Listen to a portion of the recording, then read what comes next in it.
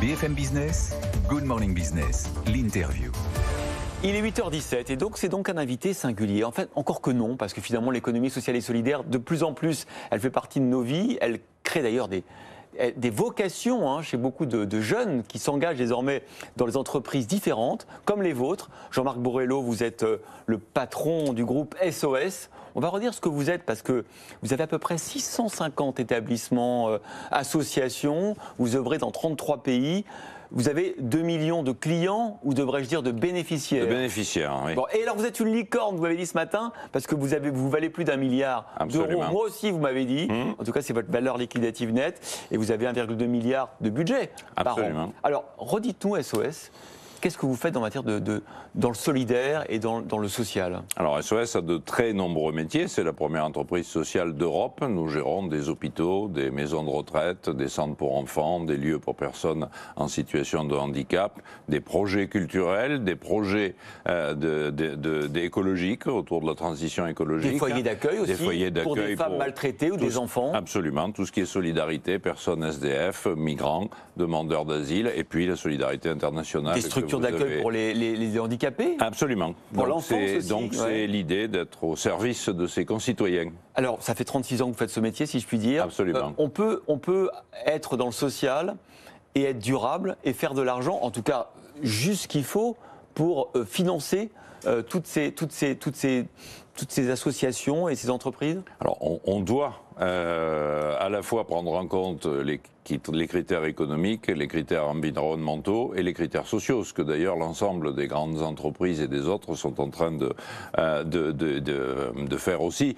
Évidemment qu'on ne peut pas se permettre d'être déficitaire sur une structure qui a 1,2 milliard de chiffre d'affaires et 22 000 salariés. Ouais. Il faut que l'équilibre économique soit au rendez-vous. Il faut que cet équilibre économique y serve la transition écologique et évidemment amène du progrès social en s'occupant des plus fragiles. Alors on va pas se mentir, en même temps vous avez une grande partie de vos ressources qui proviennent d'aides de subventions publiques parce que vous êtes dans le non économique. Alors subventions publiques non, je crois que le niveau des subventions de l'État doit être à 9 ou 10%. Pas plus, donc quand on gère des hôpitaux, quand on gère des maisons de retraite, évidemment l'essentiel des revenus dépend de l'assurance maladie, de la participation des usagers, mais avec une volonté affirmée de faire payer en fonction des moyens des uns et des autres, et donc nous gérons plus de 100 EHPAD à travers le pays dans lesquels les gens paient en fonction de leurs revenus, donc la possibilité d'accéder à des services de qualité pour tous. Alors c'est intéressant parce que là vous sortez ce livre, Mon bonheur c'est les autres, Jean-Marc Borrello, vous expliquez un peu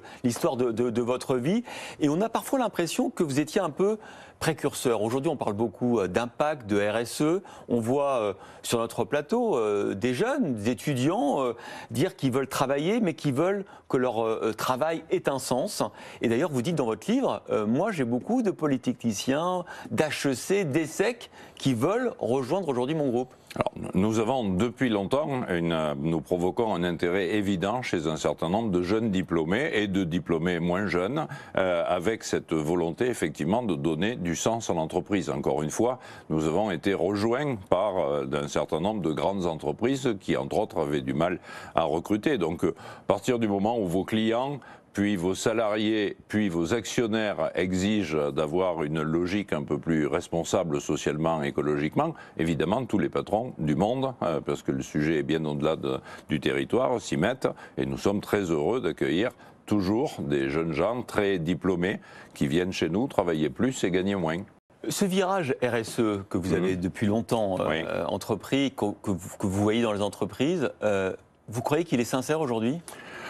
Je crois qu'il est sincère parce qu'il est obligatoire. Je pense que la prise de conscience du grand public, obligatoire, pas forcément par la loi, non, vis-à-vis de ses clients, de ses salariés. Absolument. Et d'ailleurs, c'est les seules obligations qui vaillent de mon point de vue, c'est-à-dire le jour où, encore une fois, l'ensemble de vos clients exige une transparence sur votre démarche économique et au-delà, eh bien, tout patron a intérêt à faire évoluer son dispositif, en sachant que, globalement, ce qui a été à une époque du social ou du greenwashing devient de plus en plus sincère, de plus en plus contrôlé, avec des mesures d'impact de l'ensemble des entreprises et de leurs actions. Donc c'est plutôt très positif. Alors c'est intéressant. Est-ce que vous croyez que, parce que longtemps on a cantonné l'économie sociale et solidaire dans un carcan, dans un parc, avec des règles spéciales. Est-ce que vous croyez que, du coup, ce qui est en train de se passer dans la vie de l'entreprise, avec cette conscience environnementale, sociale, d'engagement, fait que cette frontière va peu à peu disparaître? Je crois que de part et d'autre de la frontière dont vous parlez, nous nous rapprochons les uns des autres. L'économie sociale et solidaire, historiquement statutaire, association, fondation, coopérative, a adopté des méthodes de fonctionnement, de management et de gestion de plus en plus proches de l'entreprise classique. Et je trouve que c'est bien, parce que lorsqu'on dirige une entreprise qui grandit, il faut se professionnaliser. Et dans le même temps, des entreprises dites classiques se sont intéressées à la mesure de leur impact social et environnemental.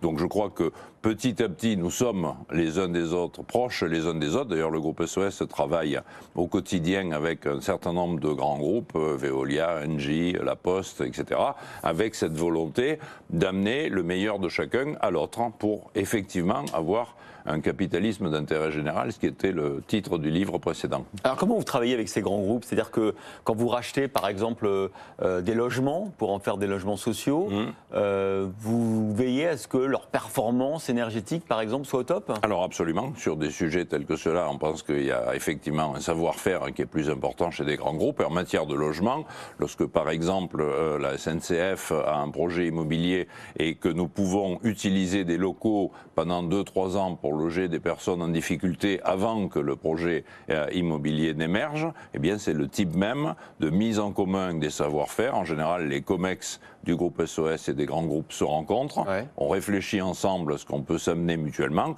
et il nous arrive même de répondre à des appels d'offres à l'international ensemble. Ce qui m'intéresse aussi, moi, c'est les passerelles entre ces deux mondes.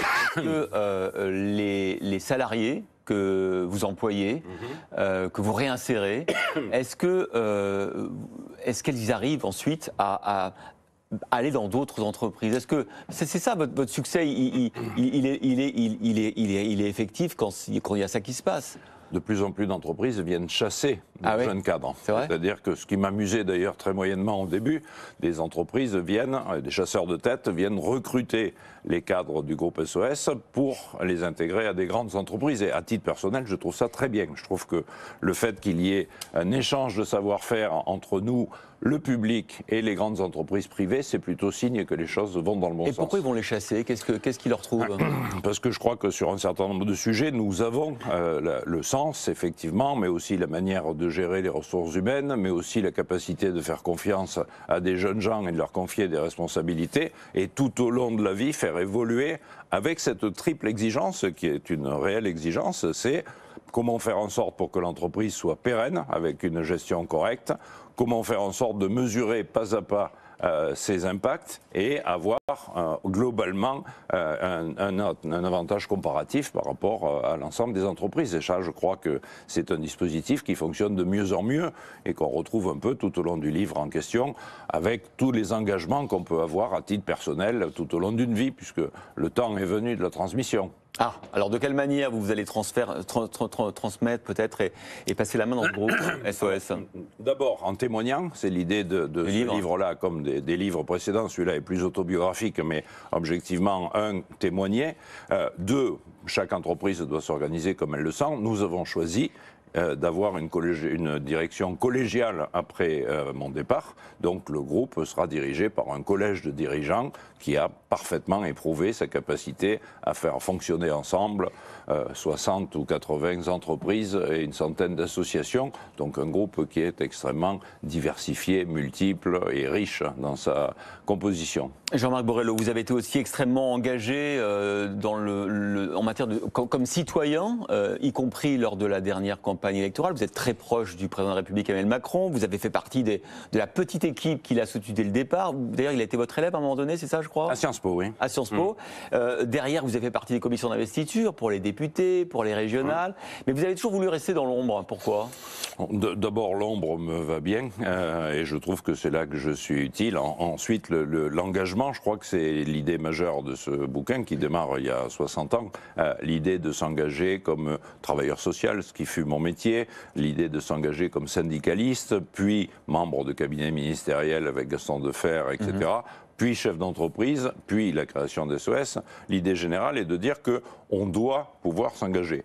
Ce que je n'avais objectivement pas prévu, c'était l'engagement politique. Ouais. Effectivement, la rencontre avec un ancien élève pour lequel j'avais un profond respect et amitié a fait que je me suis engagé dans la première campagne, que depuis j'occupe des fonctions au sein du mouvement En Marche, et je continue à penser qu'on peut faire avancer les choses, qu'il y a des progrès, qu'on peut à la fois produire des richesses, qu'on peut les partager équitablement, et ça pour moi c'est un sujet majeur. En clair, aujourd'hui, entre le déni et le renoncement, il y a une voie, il y a un chemin escarpé qui est le courage, et c'est celui que nous essayons d'emprunter en politique. Est-ce que ça veut dire qu'à un moment donné, vous pourrez enfin peut-être franchir le pas, accepter une fonction ministérielle par exemple ? Absolument pas. Enfin, non, je suis utile là où je suis. Le groupe SOS est la première entreprise sociale d'Europe.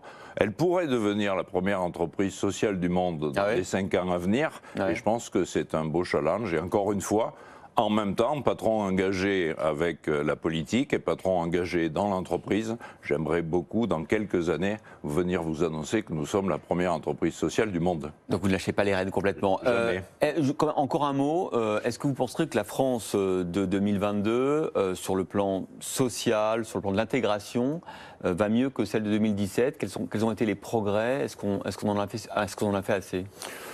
On n'en fera jamais assez, et il faut en faire encore, et c'est pour ça qu'il faut 5 ans de plus. Mais objectivement, l'idée c'était que le courage de réformer, le courage de faire des choix difficiles. Ce qui est facile, c'est de fermer l'école. Ce qui est très difficile, c'est de permettre aux enfants de continuer à la fréquenter. Nous avons fait le choix de laisser les écoles ouvertes, nous avons à améliorer les dispositifs.